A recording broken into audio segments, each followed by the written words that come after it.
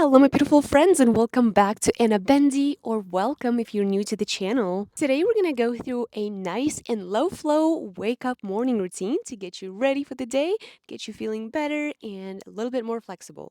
And don't forget that I am working on my flexibility course. It's called Unlock Your Flexibility. It's built for beginners who are tired of wasting their time on random stretches and not seeing any real progress. In that course, I'll guide you by step process of how to get from point A to point B, become flexible in your back, in your shoulders, in your splits. It's a 4-week program, and if you don't want to miss any updates and be the one to know when it launches, go ahead and sign up for a newsletter. The link will be down below, and I appreciate everyone's support.